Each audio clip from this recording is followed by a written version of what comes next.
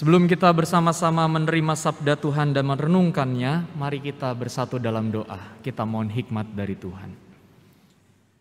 Biarlah Roh Kudus-Mu senantiasa memimpin kami tatkala kami membaca kebenaran firman-Mu dan menolong kami untuk memahaminya, sehingga kami tidak terjebak dan kemudian tersesat, melainkan mendapatkan pelita yang indah dari kebenaran firman-Mu itu. Dan kami percaya bahwa Roh Kudus-Mu juga memberikan kami kekuatan, kemampuan dan hikmat untuk mewujudkan kebenaran serta kehendak-Mu dalam kehidupan kami. Kami percaya Tuhan firman-Mu menghibur, menegur dan juga menguatkan kami. Karena firman-Mu adalah suluh bagi langkah kami. Di dalam Kristus Sang Firman yang hidup, kami berdoa, memohon dan bersyukur. Amin. Pembacaan Injil Yesus Kristus diambil dari Lukas pasal 12 ayat 49 sampai 56.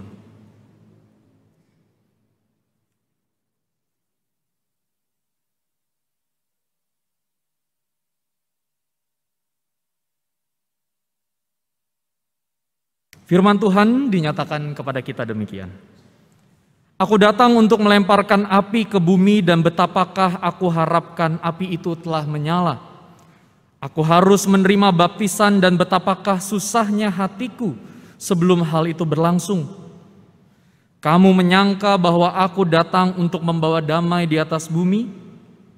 Bukan, kataku kepadamu bukan damai, melainkan pertentangan. Karena mulai dari sekarang akan ada pertentangan antara 5 orang di dalam satu rumah, 3 melawan 2 dan 2 melawan 3. Mereka akan saling bertentangan. Ayah melawan anaknya laki-laki dan anak laki-laki melawan ayahnya. Ibu melawan anaknya perempuan dan anak perempuan melawan ibunya. Ibu mertua melawan menantunya perempuan dan menantu perempuan melawan ibu mertuanya. Yesus berkata pula kepada orang banyak, apabila kamu melihat awan naik di sebelah barat, segera kamu berkata, akan datang hujan dan hal itu memang terjadi. Dan apabila kamu melihat angin selatan bertiup, kamu berkata, hari akan panas terik dan hal itu memang terjadi. Hai orang-orang munafik, rupa bumi dan langit kamu tahu menilainya. Mengapakah kamu tidak dapat menilai zaman ini? Demikianlah Injil Yesus Kristus. Yang berbahagia ialah mereka yang mendengarkan firman Tuhan dan yang memeliharanya. Haleluya. Haleluya.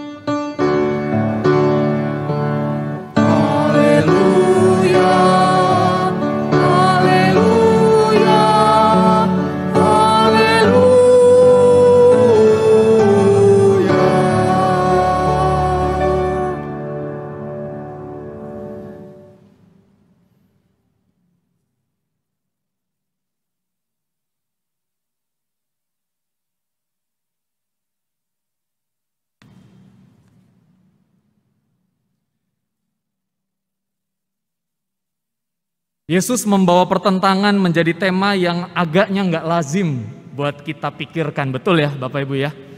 Betul ya? Yesus adalah Tuhan dan Juru Selamat, kok datang bawa pertentangan?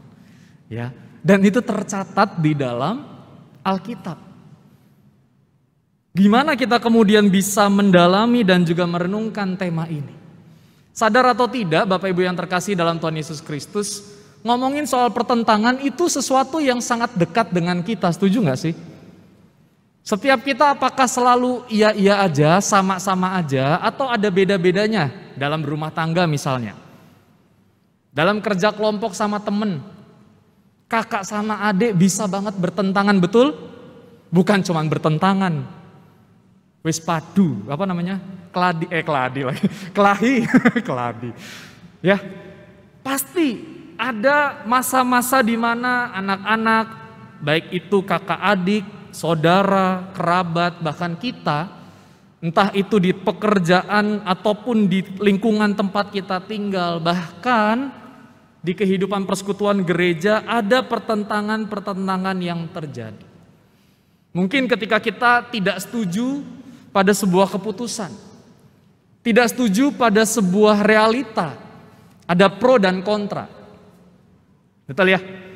Ayo kita liburan ke Bandung, saya nggak setuju. Waduh, langsung deh bertentangan itu semua.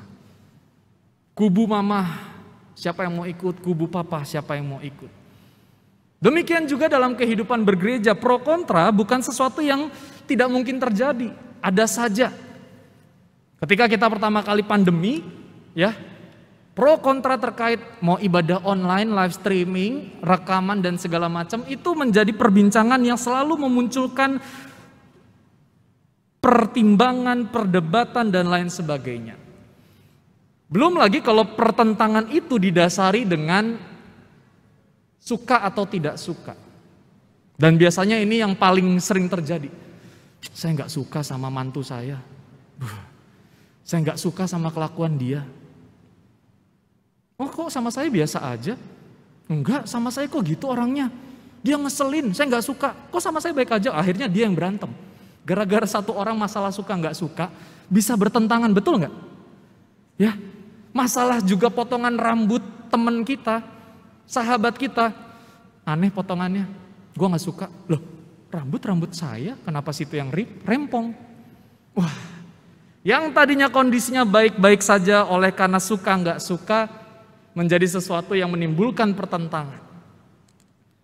Belum lagi kalau itu sudah menyangkut pada tahap menerima atau menolak. Biasanya kalau udah nggak setuju, orangnya kita nggak sukain, betul ya? Akhirnya kita menolak untuk berelasi dengan orang tersebut, betul nggak? Jadi ini paket lengkap Bapak Ibu sekalian. Pertentangan menjadi sesuatu yang memang lekat dan akrab dengan kita. Dan ternyata disitulah juga bacaan kita memperlihatkan sebuah percakapan yang sangat tidak lazim dalam pandangan umum orang Kristen bahwa kok Yesus datang atau hadir membawa pertentangan. Bukankah penghayatan kita adalah Yesus tuh hadir selalu membawa kedamaian, setuju ya? Tapi ini bawanya pertentangan. Apalagi ada ayat-ayat yang cukup sensitif kalau itu dipakai untuk melegitimasi kita nggak suka sama mama papa kita, ya, nggak suka sama mertua. Tadi ayat berapa tuh, ada yang masih ingat? Ayah akan melawan anak laki-lakinya. Wah, saya suka banget ayat itu Pak Pendeta. Ibu mertua akan melawan menantu perempuannya. Wah, menjadi buronan mertua begitu ya. Kenapa sih kok Yesus menyampaikan hal-hal yang gak biasa? Dan apa yang menyebabkan itu? Dan apa maksudnya? Yang pertama-tama, hal yang tidak biasa yang Yesus sampaikan adalah Yesus datang melempar api ke bumi. Kita musim kemarau panjang aja udah kepanasan ya. Apalagi kalau dilemparin api Bapak Ibu. Bukan debus ini. Tapi apa yang dimaksud dengan melempar api? Api dalam pandangan Alkitab, dalam pandangan Yahudi, dan dalam pandangan iman Kristen, itu menjadi sebuah perantaraan atau simbolisasi pemurnian. Serta penghakiman. Yang dimaksudkan oleh Yesus, aku datang untuk melempar api dan aku harap apinya udah menyala. Ya, kayak api unggun aja begitu ya. Itu artinya Yesus hadir sebagai hakim yang akan memurnikan dunia ini. Lalu pernyataan yang gak biasa juga yang kedua adalah dikatakan dalam Alkitab, aku harus menerima baptisan dan betapa susahnya hatiku. Minggu lalu ya, baru baptis kan ya? 2 minggu lalu, sorry. Minggu lalu benar. Anak saya dibaptis saya yang lupa. Bukannya baptis menjadi momen yang penuh dengan keindahan, senang begitu ya. Tapi kok Yesus ngomong betapa susah hatiku. Ini kan hal yang gak wajar, betul gak Bapak Ibu? Ini kenapa Yesus lagi galau sehingga ngomong kayak begini atau seperti apa sih? Menerima baptisan lagi-lagi bukan dipahami sebagai kita yang dipercikan air atau ditenggelamkan, dibenamkan begitu ya. Tapi yang dimaksudkan adalah Yesus harus menerima hukuman atas dosa yang dilakukan oleh manusia. Dia akan dibenamkan dalam penderitaan dan kematian di kayu salib. Dan itu yang membuat susah hatinya. Jadi baptisan ini bahasa untuk menggambarkan bahwa dia akan dibenamkan dalam penderitaan dan kematian. Ini dua aja udah bikin pusing kalau kita untuk memahaminya. Ditambah pernyataan yang ketiga, Yesus mengatakan, aku datang bukan bawa damai melainkan pertentangan. Apa yang dimaksud dengan pertentangan di sini Bapak Ibu sekalian? Yaitu pemisahan sekaligus pembedaan. Bahwa kala itu Mesias yang dipahami datang dalam kejayaan, kemuliaan, kemenangan atas peperangan, atas politis. Tetapi yang dipahami dan juga dibawa oleh Kristus adalah mesianik kerajaan Allah.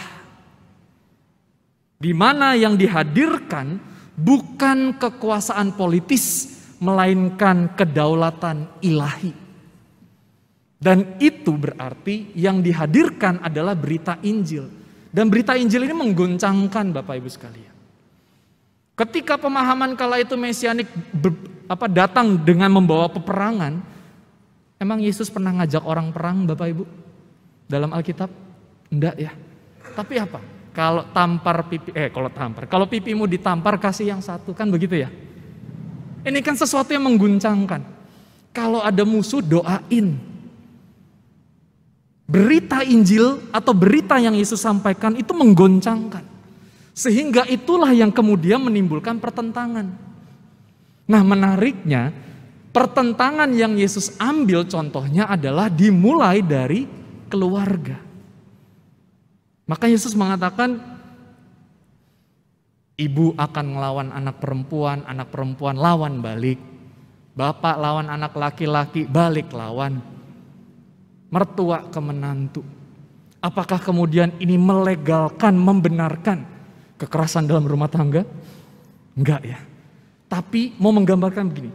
Ketika Yesus hadir memberitakan berita Injil yang menggoncangkan, yang ada yang setuju dengan ajaran Yesus, tetapi ada juga yang terusik dengan ajaran Yesus. Loh, kok anak saya jadi enggak ngikutin saya, tapi ngikutin Yesus? Itulah yang kemudian menciptakan perdebatan, pertentangan. Yang satu menerima Yesus, yang satu menolak Yesus. Yang satu mengamini berita Injil, yang satu mengikuti ajaran-ajaran sebelumnya. Inilah yang kemudian yang dimaksud dengan pertentangan dalam keluarga. Ada ketidaksepahaman. Jadi jangan coba-coba memakai ayat ini untuk membenarkan pertengkaran yang terjadi di rumah tangga. Tuh kata Alkitab aja boleh kok, itu sudah dinubuatkan dalam Alkitab. Ya, jangan seperti itu Bapak Ibu sekalian ya. Yang dimaksudkan pertentangan adalah adanya ketidaksepahaman karena iman yang bertemu dengan Tuhan. Lalu untuk kita apa pentingnya? Ketika Yesus menyampaikan 4 hal ini yang tidak biasa, yang sesuatu yang gak lazim untuk kita dengarkan dan kita gambarkan tentang Yesus, Tuhan dan Juru Selamat kita, dalam kehidupan kita sehari-hari. Apa sih yang sebenarnya diminta oleh Yesus dari ucapan Yesus yang tadi bilang bahwa saya, kata Yesus, datang bukan bawa damai tapi pertentangan. Jadi kalau ribut ya biarin aja, apakah seperti itu Bapak Ibu sekalian? Kalau berantem sekalian. Ya jangan tanggung-tanggung, cuman kata-kataan doang. Apakah demikian? Kita lihat bersama-sama, setidaknya ada 3 hal.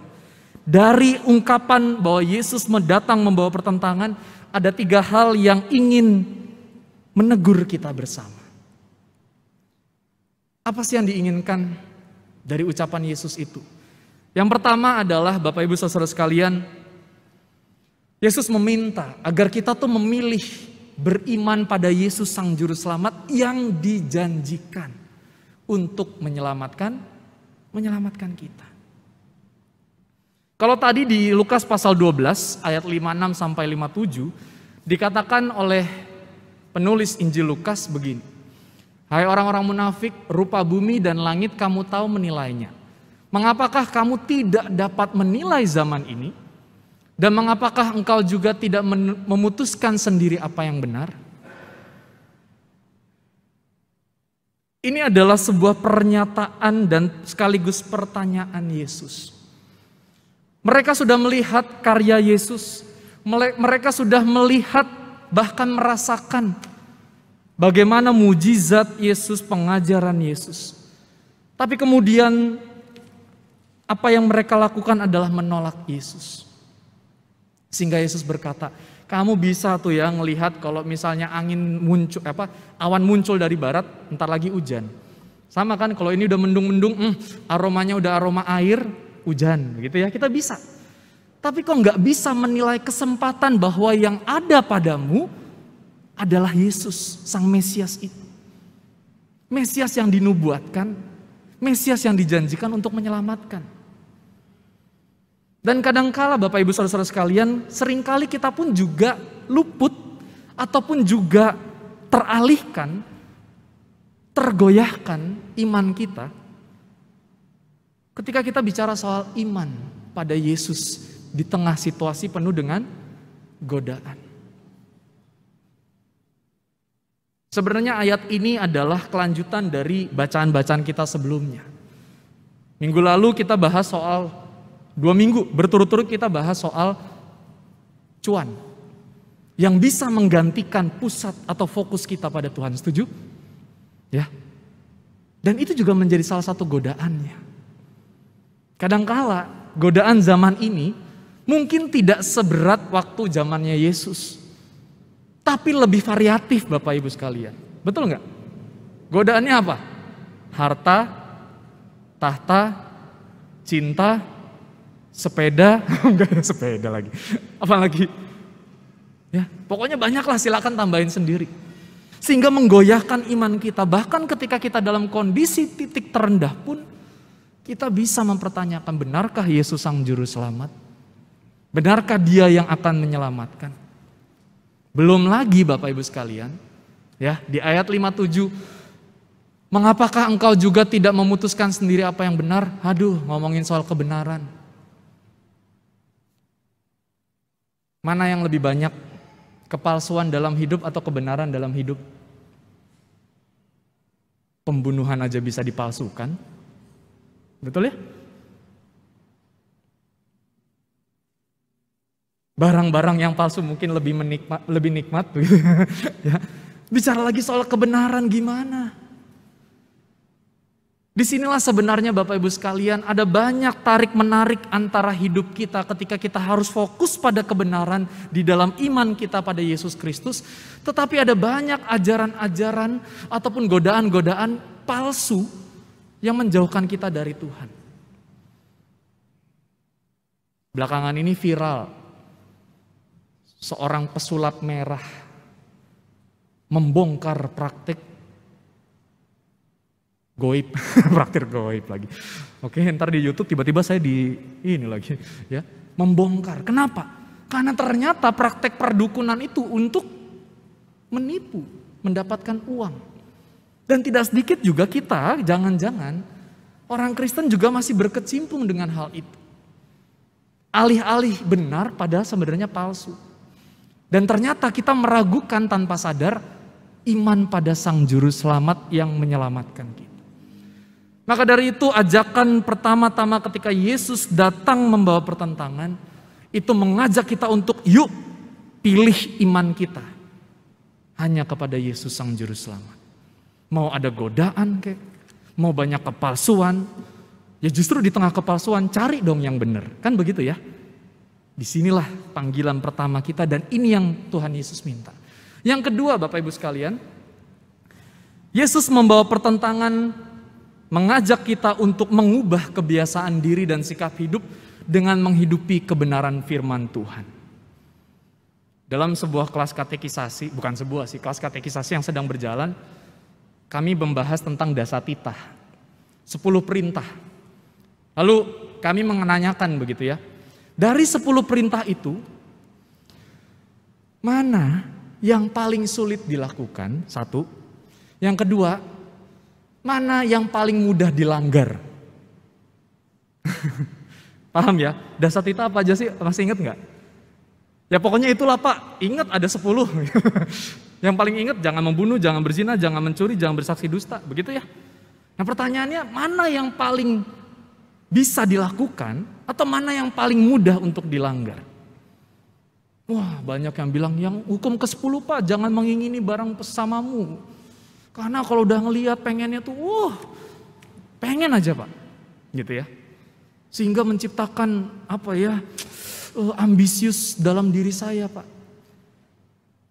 Sadar atau tidak kebiasaan diri atau sikap hidup kita oleh karena banyaknya kepalsuan, oleh banyaknya godaan, itu membuat kita jauh dari firman Tuhan, betul nggak? Tetapi justru firman Tuhan hari ini, Yesus membawa pertentangan. Sama ketika Yesus melempar api, menggoncang dunia dengan Injil yang mungkin dan pasti nilai-nilainya bertentangan dengan apa yang ditawarkan dunia. Dan justru itulah firman yang terus menolong kita untuk mengubah diri, tapi sekaligus menemukan jalan kebenaran. Ada yang mengatakan begini Bapak Ibu sekalian, dasarkanlah hidupmu pada firman Tuhan, sebab firman Tuhan memberi kehidupan, membuat hidup bermakna, sumber hikmat, dan menjadikan bijaksana. Setuju? Oh kalimatnya mas setuju Pak. Alkitabnya sering dibaca. Gitu ya. Bagaimana kebiasaan kita mau berubah?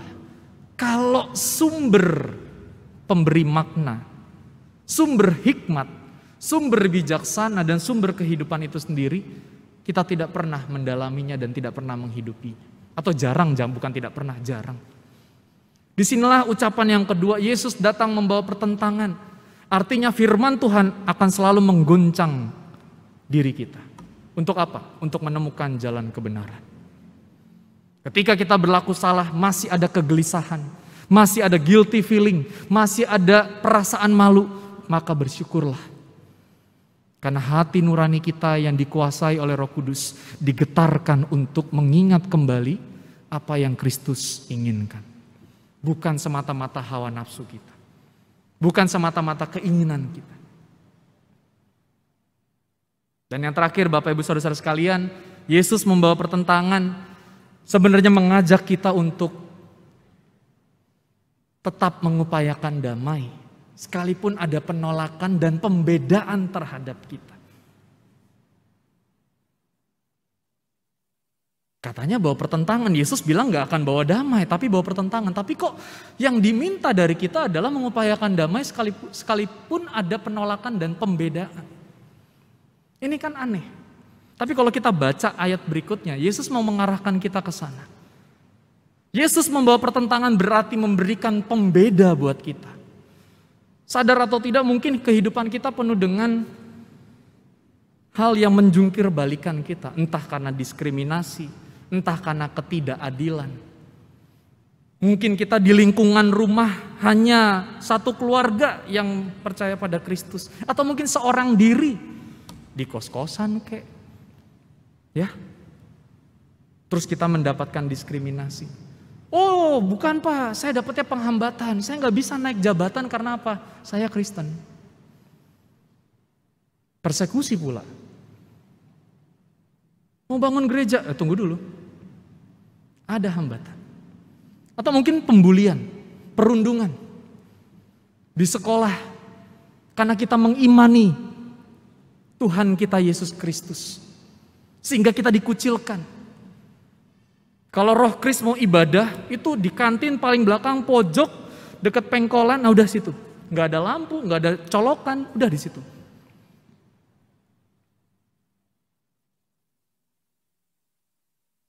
Mungkin kita menghadapi itu.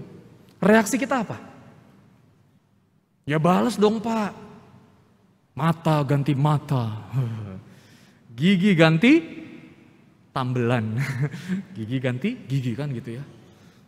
Apalagi kalau kita sampai pada penghinaan, pemfitnahan.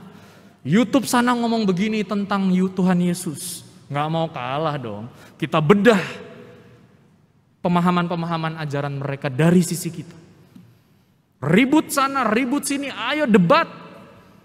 Ujung-ujungnya umat yang tepok jidat. Ini kenapa para pemimpin agamanya malah berantem? Berarti benar dong Yesus bawa pertentangan, tapi bukan dalam artian supaya kita menemukan jalan kebenaran. Tapi semakin kita berlawanan, semakin kita bermusuhan. Justru disinilah kemudian pertentangan itu seharusnya memberi pembedaan buat kita. Ketika harus menghadapi situasi yang tidak nyaman.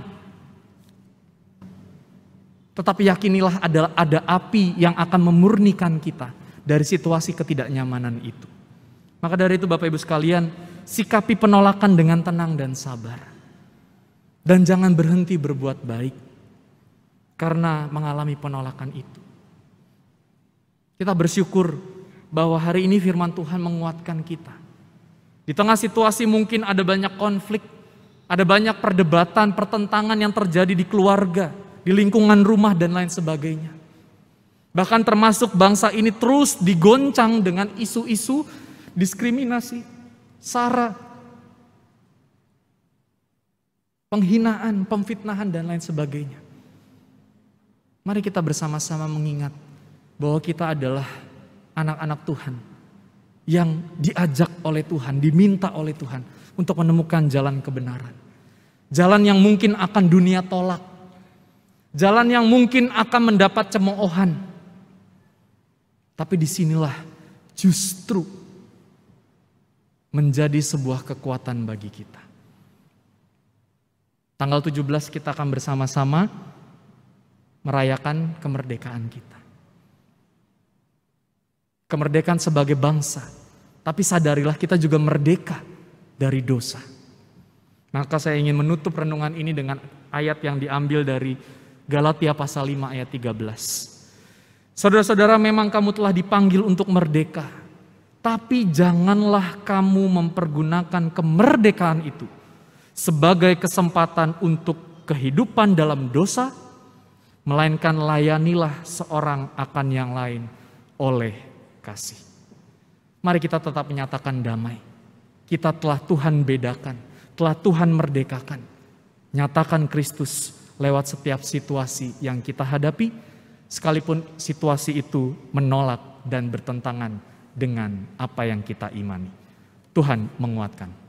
Amin.